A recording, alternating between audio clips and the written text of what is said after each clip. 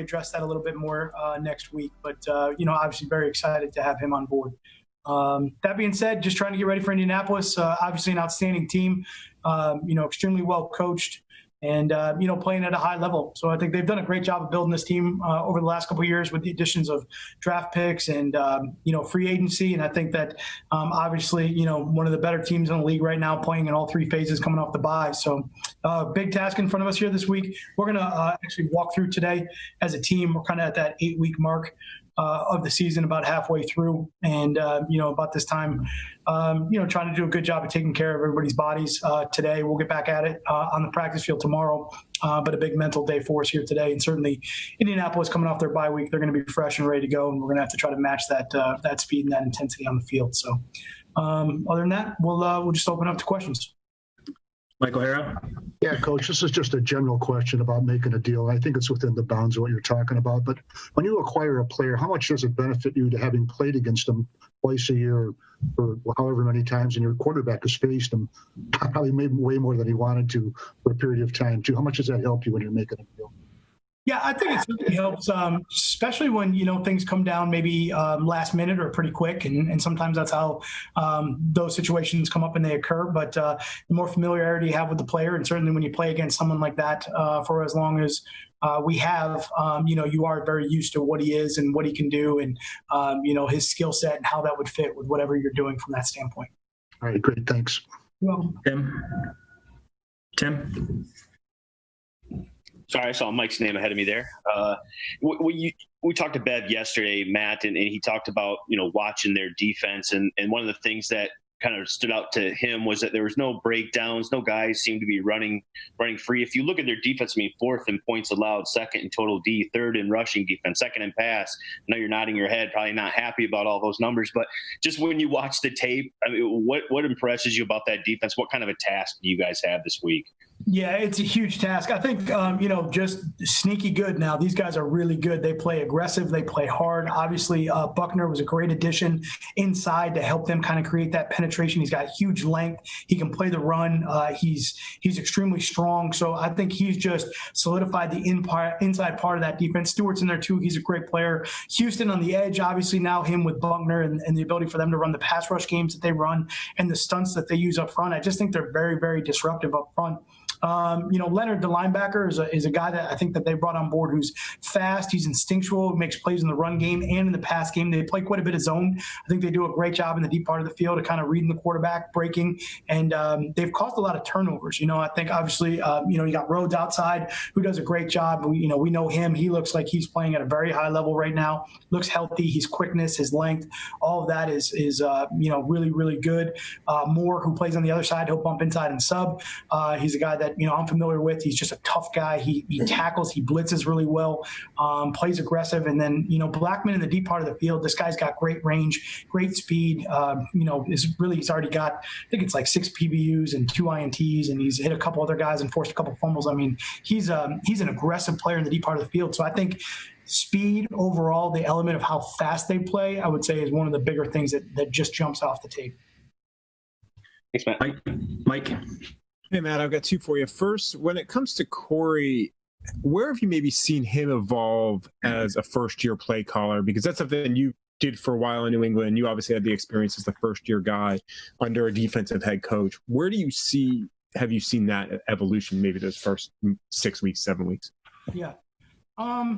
It's probably a great question. I don't know if I've really sat back there, but I would say, one of the things I think for obviously Corey in his position, certainly coming in, not maybe somebody that was here and kind of got bumped up to the job. So in that situation, really learning our guys. And I think he's unbelievable as far as his personality and just connecting with the players and the coaches. And I think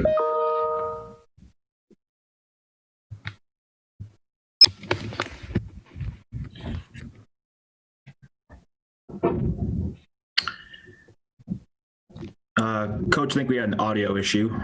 Give us 1 second, guys. Hear you. Can't hear you. Got it. 1 minute. How it is in the virtual world.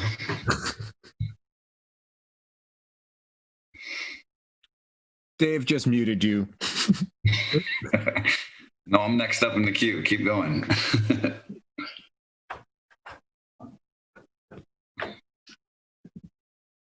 So I can hear them fine. Can you guys hear me? Yeah. I can hear you now. Yeah.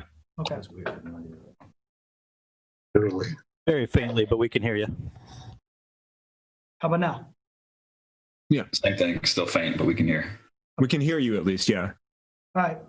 Listen closely then, I guess. So I would say, for me, I don't know how much got cut off there, but, one of the biggest things for me with Corey is just, his ability to really connect with the players. And I think that one of the things he's done a great job of, as he's gotten here is learning our players, understanding who they are, how they fit, and then, really adapting as we always try to do to what do our guys do well. And I think that's something he's done a great job of so far this year, and continually trying to learn, what is it that we're going to be as a defense, and trying to put our guys in positions to make those plays. So that would be probably the biggest thing so far.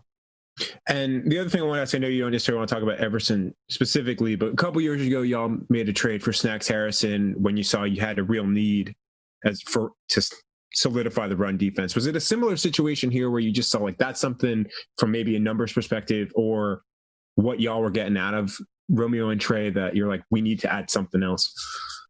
I think it was just, obviously, player that we liked that was available, and everything just kind of worked out from that standpoint.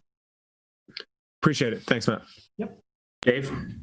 I know, as Mike said, that you don't want to go too much in on Everson right now, but you did just mention that it was when things happen last minute or pretty quick like this. Was this one of them? Did this sort of come up last minute, and that's, you knew him, and that really helped make this process go quickly yesterday?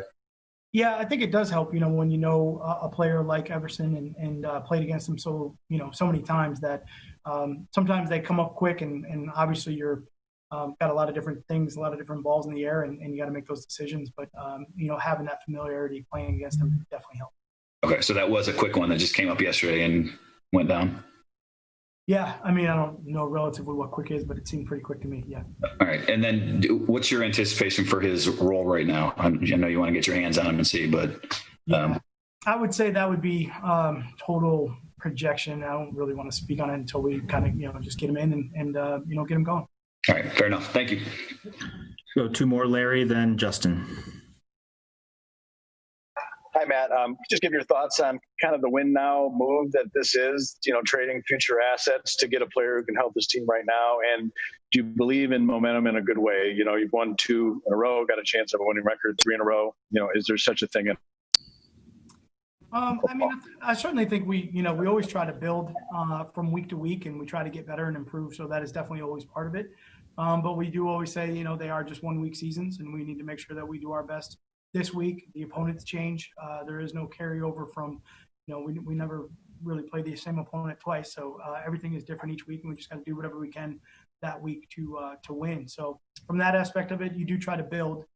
So that is true, but we do know that this week is different than last week, and we just got to go out and execute and, try to play at our best to give ourselves a chance to win.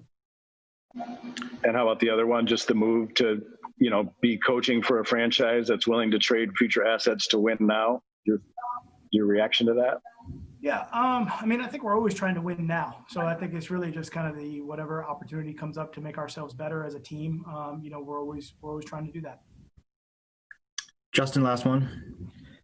Matt, you've never struck me as a superstitious guy, so I don't feel bad asking this. 0 fumbles on the season, not fumbles lost, but your guys haven't put it on the ground at all. I think you guys might be the best in the league during your tenure there in that regard as well. So every team emphasizes protecting the football. What are you doing differently? Maybe something you carried over from New England, because they're pretty good at it too, that allows you guys to be so good in this regard. Yeah. Set up for failure with that question. I appreciate that a lot.